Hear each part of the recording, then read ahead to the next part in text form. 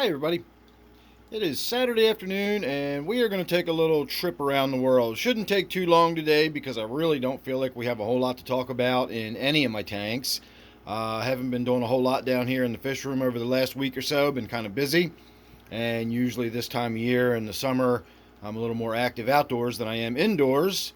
So again, just kind of ticking over, not really working on a lot of projects or anything going on. My waterfall tank here where we're starting is still in stasis. I haven't done anything to this. I honestly haven't even thought about this tank or doing anything with it to get it up and running again until last night. It kind of occurred to me that at some point I'm going to have to start working on this and getting it up and running again. So that might be a project for when the weather starts cooling down, which will be a few months from now. If you're interested in a timeline, October, November, when it starts getting too chilly to be outside, I'll be spending more time down here. And that is, in all likelihood, when I'll really start getting around to getting that waterfall up and running again. So we'll have to just wait and see how that plays out. Who knows? I might get a bee in my bonnet next weekend and we'll start working on it. It just depends. I'm not going to force it. I'm going to wait till I'm ready to do it. And I'm going to have fun doing it rather than making myself do it just because it's something I feel like I need to get accomplished. As far as the tank itself, not really a whole lot to talk about in here. I did a water change and a little bit of plant removal not long ago. It's due for a new filter. You can see now I got water backflowing around the filter. Probably doesn't need a water change. I've probably got less nitrate in this tank than I do in my tap water anyway. I did remove a lot of the plants that were on the surface, and I moved over the light. This light used to hang pretty much over this Java Windelov over here, and I moved it more centered so that it's actually shining right straight down on this plant, which is a water lily, floating water lily. So I'm hoping I will get to see a lily pad or something at some point. I think maybe hoping for a flower might be a little more than we could expect, but you never know. We'll see. I don't think I got enough light for it with just that one floodlight shining straight down like that, but I'm doing the best I can without actually lowering that light even closer to the tank. I want it to light the whole tank, not just that one spot in the middle. So that's all we got going on with this tank. My little foot tank here, I just featured in a video the other day. Still ticking over like a clock. I still haven't really done anything other than top the water off. Still have my cherry barb in there. Still a bunch of baby guppies and guppies swimming around. And I honestly did not even look for the shrimp. I'm just so used to seeing shrimp in that tank that I never even really think about it anymore. So presumably the shrimp are still in there and alive and doing well. I'm assuming at this point that they're breeding. They've been in there for so many years now. I can't imagine those are still the original shrimp I put in there several years ago. So I've probably got breeding shrimp as well as the breeding guppies in that tank. So let's get this light turned off, and that'll reduce some of the glare on some of our other tanks as we make our way around the room. So here's my 29 miscellaneous. Nothing really to report in this tank. I did a water change not too long ago on it. Probably talked about that in my last Round the World update. You can see that angelfish right there is just looking better and better with each passing week. Absolutely love this angelfish. Its colors are fantastic. Every now and again when you catch it in just the right spot and the way it turns, you'll get little glints of blue and almost like an iridescent green color around its gill flaps and around its eyes. And of course, I know not everybody enjoys the long flowing fins on the angelfish. A lot of people like the more traditional natural looking sort of stocky short finned version, and I do like those. I like them quite a lot actually, but I really do love these long flowing fins on these angelfish, and this one just looks amazing. Really happy with this one. It's nothing special. I always refer to it as a smoky angelfish. That's simply a description of it. It's not what kind of angelfish. I got this as a mixed veil for $3.99 or $4.99 or whatever it was. It was a little tiny dime-sized fish when I got it, but I just knew it was going to be a real looker as it got older, and I was right. It's a beautiful fish. So that's about it. I did see my clown pleco in there scraping the glass the other day, so that one's still alive and well. And then, of course, we got all my little loaches still living down on the bottom that are always a little bit reclusive whenever I've got the camera out. Maybe one of these days I'll put the camera in the tank and we'll do a tank cam video and try to get some of those loaches. Oh, my forever problem tank. I'm always having problems with this tank ever since day one when I started it up years ago. I cycled this tank in using fish that I caught, big sunfish and minnows and whatnot, and I started this tank as like a play tank years and years ago, and just ever since I've always had algae, I've always had cyanobacteria, I've just always had issues in this tank, unlike I do in other tanks. I certainly have algae and cyanobacteria and stuff in my other tanks, but never like this one for some reason. I just don't know what it is about this tank that always seems to give me problems. So right now the only thing I'm really dealing with that's problematic in this tank is this hair algae, and that's going to go away as soon as I get some Siamese algae eaters into this tank. I just need to get back down to the fish store and buy some. The Siamese algae eaters really tear up that hair algae. I did put some nearite snails in this tank, but then I took 2 of the 3 out because I realized I got loaches in this tank and I didn't think the nearite snails would survive, and yet one of them has. I couldn't find it when I took the other 2 out, and so I just figured I'd come back and I'd rescue this one later. And every time I check on it, it always seems to be doing fine. It's never knocked over. It's never on the bottom, down on the substrate, lying on its side or anything. It always just seems to be up against the glass or on the piece of woodwork. If you actually look, you can see that little clean spot right there. That's where it was sitting on the log yesterday, and it left a little clean spot for me.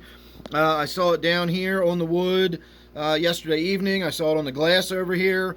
So it's moving around the tank. It's all the way up here now, which I commonly find my other nearite snails up along the edge of the water line like that. So that's not unusual behavior, or it's not behavior that would indicate it's trying to escape or anything. That's perfectly normal for a nearite snail to be up along the water line like that. So I'm going to leave it in here. If I notice it keeps getting knocked down, or it's on the bottom or lying on its side or something, I will go ahead and do something about it. I'll remove it and put it in a tank that doesn't have any loaches in it. But until then, it seems like it's doing fine. And I have had several viewers say that they've got nearite snails with loaches, and for some reason, while the loaches will destroy mystery snails, they always seem to leave the nearite snails alone. So maybe there's something to that. I don't know. But there's a good look at some of that hair algae I was talking about. You can see how it grows off the top of the Java fern and then just strings and grows everywhere. It looks awful. It's not hurting anything. It's just algae. The water's fine. The fish are doing okay. Although I got to say, now that I'm looking closely at that one skirt tetra, is looking pretty skinny and peaked right there. I'm not sure if something's going on with that one or not. But they are all several years old by now, so who knows, maybe it's just getting old and aging out. So that's about all that's going on with the gourami tank. Still waiting on getting some Siamese algae eaters in there, and then we'll start getting that tank cleaned up. I do have a bunch of gouramis that are going to be going in that tank. They're in my quarantine tank right now, so we're going to be putting some more gouramis in that tank soon. This is my 55-gallon tank, and this is the one that is next on the list for getting some work done. I checked the nitrate level yesterday just to see where the tank was sitting and get an idea of if it was really, in desperate need of some maintenance, and it's really not. It's in the red, but it's barely in the red. It's sort of that bright orangey red. So I'm going to put it around 40 to 60 parts per million on the nitrate, which means that everything else that's building up in the tank, all the pollutants and dissolved organics and hormones and all that kind of stuff, are not really building up too much either. Got a bunch of interesting looking detritus and stuff up here.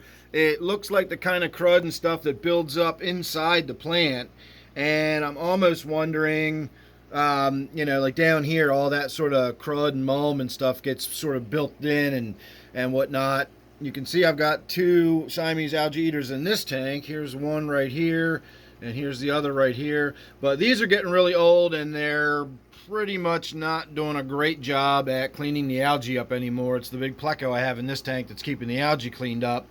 But all that detritus and everything gets settled down into the middle of these dense anubias, and it almost looks like on this one, my catfish. I've got a South American bumblebee catfish that likes to get in these plants and sort of burrow down into the middle of the anubias to hide.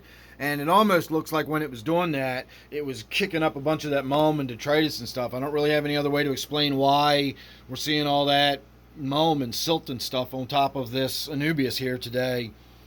And of course, we also have my big, beautiful piece of wood that I collected not too long ago.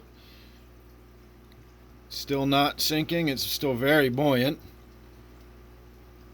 But it is a gorgeous looking piece of wood. I can't wait to really get it in there and get it sunk and see it in the tank.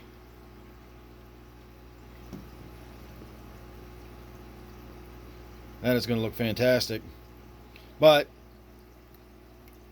like I said, it's still pretty buoyant, so at some point I might have to resort to getting in there and weighting it down, or some way of, forcing it to the bottom.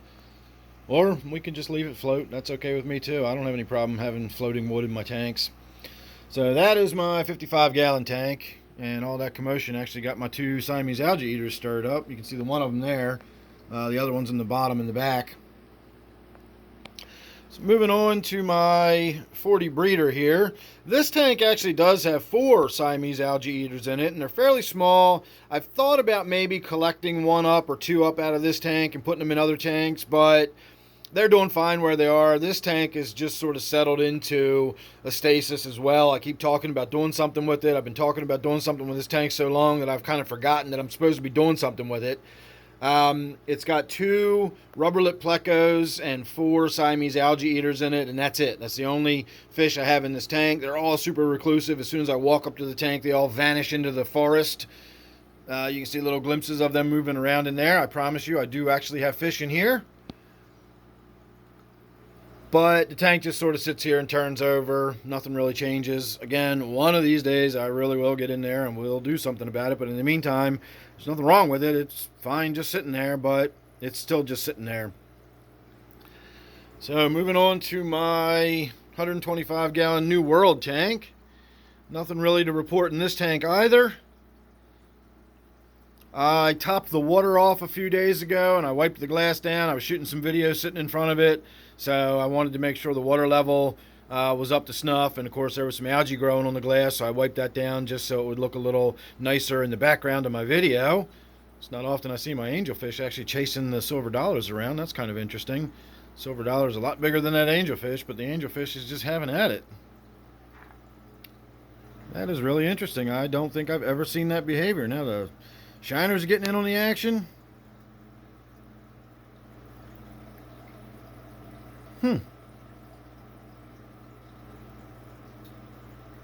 I have no idea why this angelfish is being so aggressive towards those silver dollars.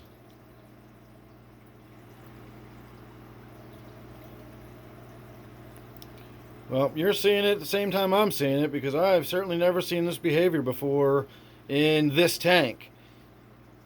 Now, my experience with angelfish is that you can have an angelfish for a few years and it can be the nicest fish in the world, and then one day, out of nowhere, your angelfish turns into a killer.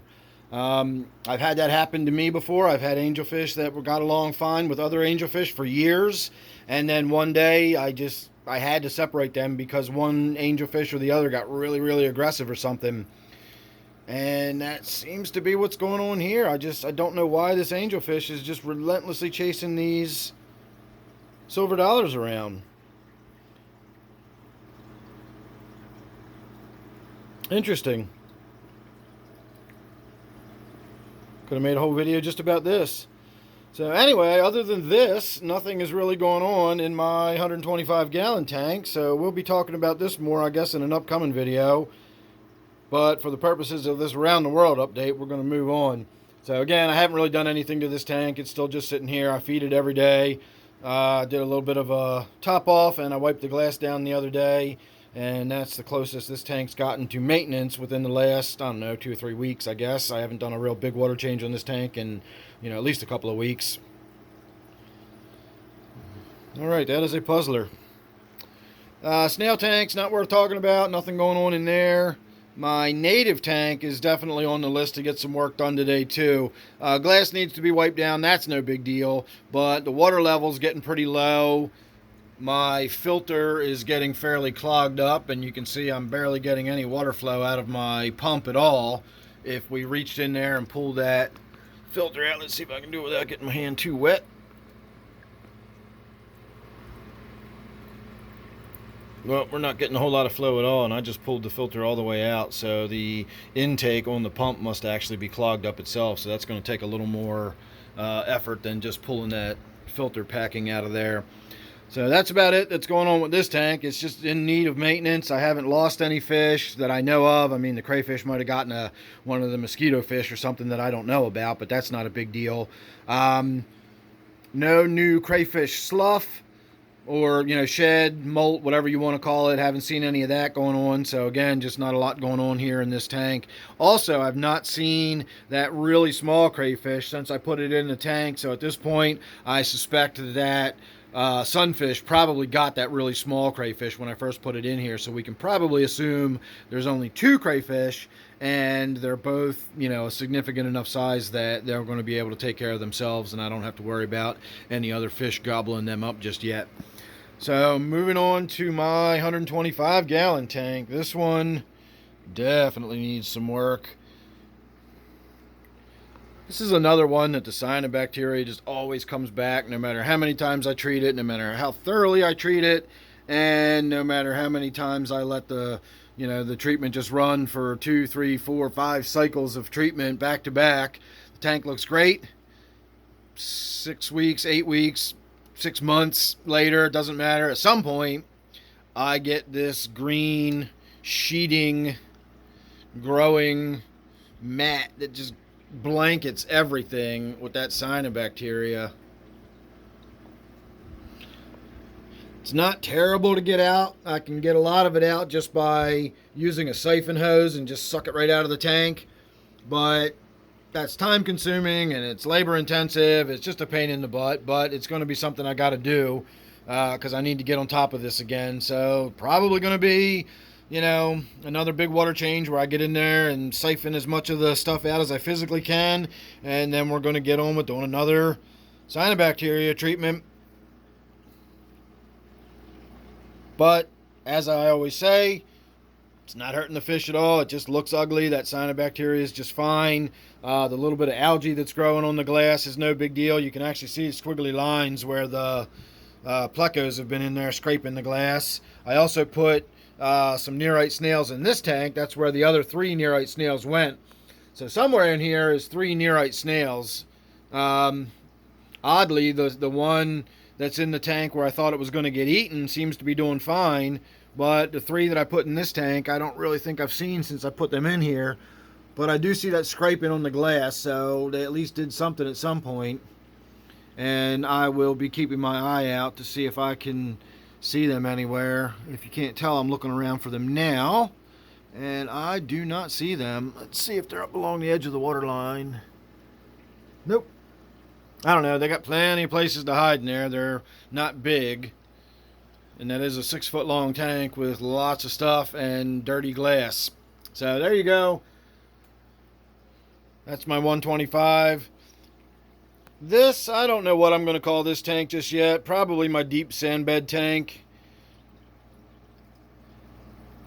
And it doesn't actually have a sand bed per se. But the substrate that's in here is a mixture of sand and fine gravel. And so for all intents and purposes, we can call this a deep sand bed substrate tank. I've already shot some video talking about it, so I'm not going to get into a bunch of detail about that right now. But for those of you who are not members of my channel, then it is still news to you that I put more ember tetras in here. I now have 10 ember tetras swimming around in, no, I'm sorry, 13 ember tetras swimming around in the tank. And I also put in a German blue ram, and this is a PetSmart German blue ram. I want to see if there's any kind of difference between the expensive one I got from the Good Pet store versus the $8 one I got from the PetSmart. I've been keeping a close eye on the nitrate on this tank. We are going to keep the nitrate under 40 parts per million, whether that deep sand bed ever does anything or not. If the nitrates start getting up there, I'm going to be doing water changes on this tank to keep it to a minimum. I've also got some nearite snails in this tank. You can see some squiggly lines on the glass from the smaller snail.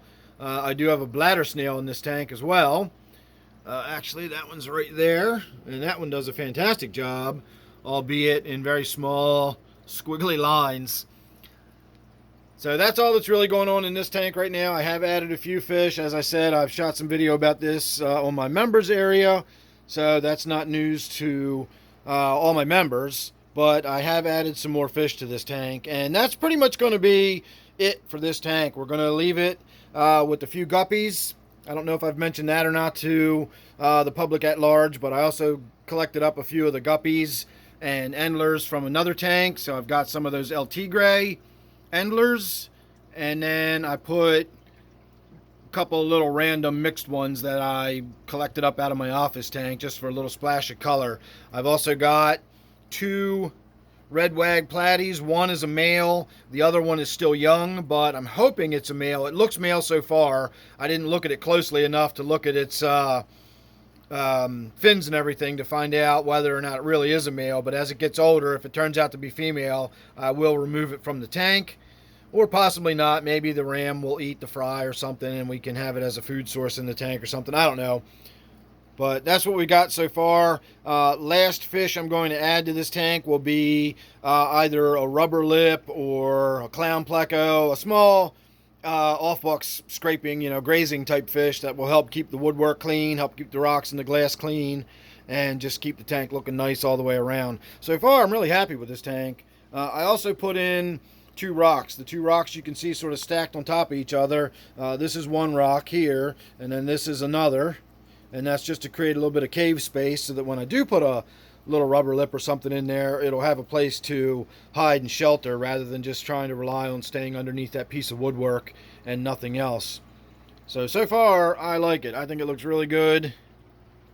Got a little bit of biofilm going on the surface, but otherwise the water is crystal clear and the fish are quite happy. And when I checked my nitrate yesterday, it was about 5 part per million in this tank. So far so good. We're right on track. Coming down here, this is my quarantine tank. It is still full of platies. I'm assuming they're breeding in there because I have everything from little teeny ones to nearly full grown ones.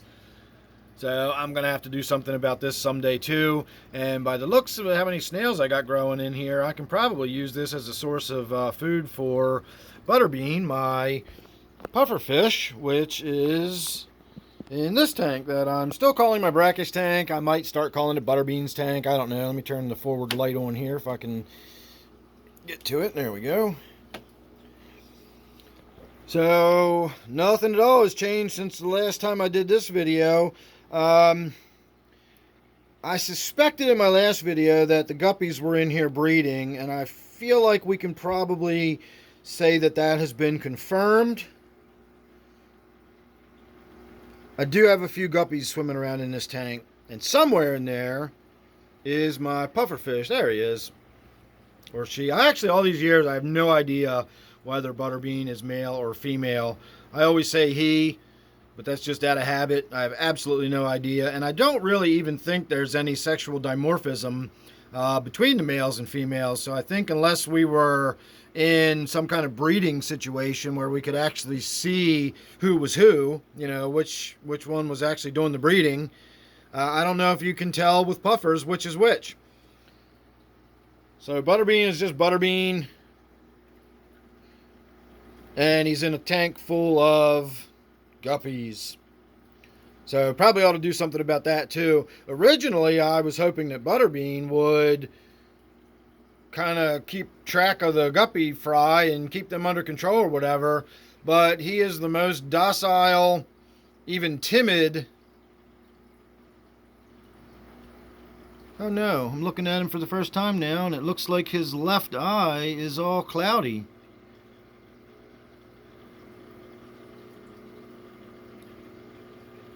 I've not noticed that. I'm going to have a closer look. I can't tell whether it's like cloudy, like it's fuzzy, like it has a fungus growing on it, or if it's cloudy just like it's, well, it's definitely a little protruding. It's swollen out there a little bit.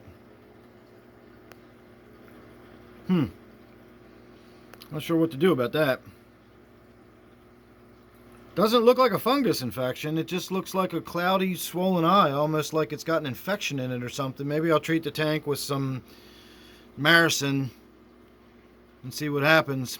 All right, there you go, everybody. Got 2 new discoveries with me today while we were taking our trip around the world. We got to see Butterbean's boogered up eye, and we got to see my angelfish being really aggressive with my silver dollars. So 2 little points of interest there. All right, everybody, that brings us back more or less to where we started. That's all the tanks I've got here in my fish room. I do have a few other tanks, so if you're subscribed, you won't, or rather, if you're subscribed, you won't miss any of that. I'm getting my memberships and my subscriptions confused. So subscribe and you won't miss any of the updates I got coming up on anything else. You never know what that's going to be with me. Don't forget, this one here is my 29 miscellaneous. Thanks again. I'll see you real soon in the next one.